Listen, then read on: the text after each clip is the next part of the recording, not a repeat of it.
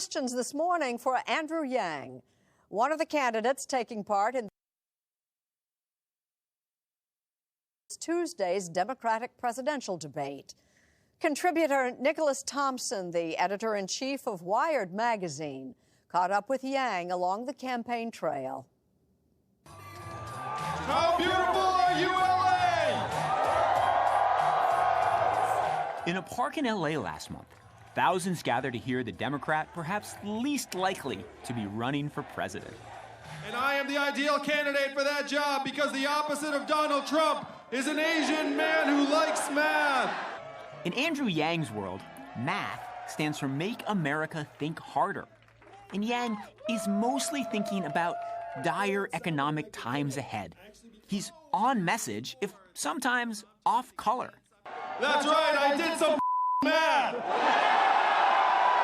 We have to be pretty stupid to let $1 trillion tech company pay nothing in taxes. Am I right, Los Angeles?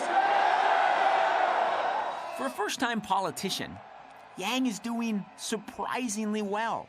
Polls put him in single digits.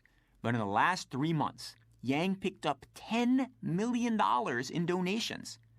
That's less than half of what the frontrunners took in, but it puts him solidly in the middle of the pack. His supporters are known as the Yanggang. He's all about humanity first. He's not really a politician. And I'm barely a politician. Andrew Yang, in fact, calls himself an entrepreneur. His parents immigrated from Taiwan. His father, a physicist. His mother has a master's in math and statistics. Yang grew up in Schenectady, New York. His first big success was running a college test prep company. Then he founded Venture for America, a nonprofit that helps train entrepreneurs in struggling cities. And he thinks jobs, or rather the loss of them, are why Donald Trump won the presidency. The numbers tell a very clear story. We automated away 4 million manufacturing jobs in Michigan, Ohio, Pennsylvania, Wisconsin, Iowa, all the swing states that Donald Trump needed to win and did win. And Yang believes robots and artificial intelligence will accelerate the loss of all kinds of jobs. And now what we did to those jobs, we are doing to the retail jobs, the call center jobs, the fast food jobs, the truck driving jobs, and on through the economy. We met Yang along the campaign trail as he took a break for some tea. I'm going to get the Duke of Earl Grey. And then discovered a foosball table where we naturally talked about economic theory and another of Yang's big ideas, reforming how we calculate gross domestic product, or GDP.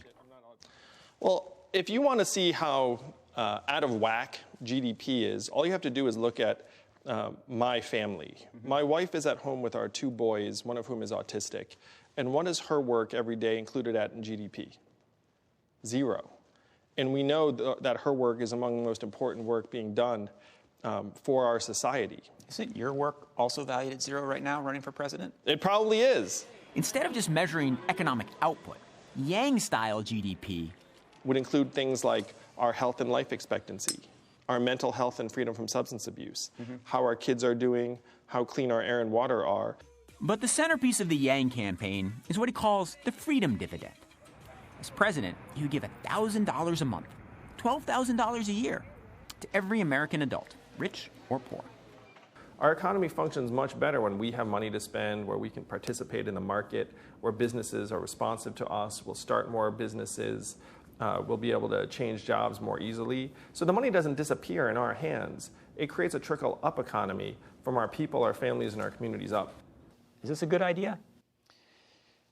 There's some parts of it that are an interesting idea. Austin Goolsbee was chairman of President Obama's Council of Economic Advisors. On a practical basis, you kind of would need to know, well, how would that work? That's a thing that's going to cost $2.4 trillion a year. How big a number is $2.4 trillion? Put it into context. The entire income tax in the United States on everyone combined is like $1.5 trillion. To pay for it, Yang proposes a federal value-added tax, essentially a sales tax of 10%, though Goolsbee estimates it might have to be up to 30%. Yang says his proposals will particularly hit big tech. If we put a mechanism in place where we, the American people, get our fair share, a tiny slice of every Amazon sale, every Google search, every Facebook ad, every robot truck mile, we can generate hundreds of billions in new revenue and easily afford a $1,000 dividend for every American adult. You are one of the winners of the Freedom Dividend. You're getting $1,000 a month for a year. Yang has already started giving out freedom dividends. Thank you so much. Thank you so much. He's called 10 families with the good news. Oh man, I'm like shaking right now. Paid for it first out of his own pocket and then by the campaign. Though it's all getting Yang a lot of attention, the odds against him becoming president are overwhelming. I am here with you tonight, one of only 2 candidates in the field that 10% or more of Donald Trump voters say they will support, which means that when I am the nominee, we win the whole thing. But he's not lacking in confidence. Andrew Yang says he's done the math. It's like a game of rock, paper, scissors. And if Donald Trump's the scissors, I'm the rock.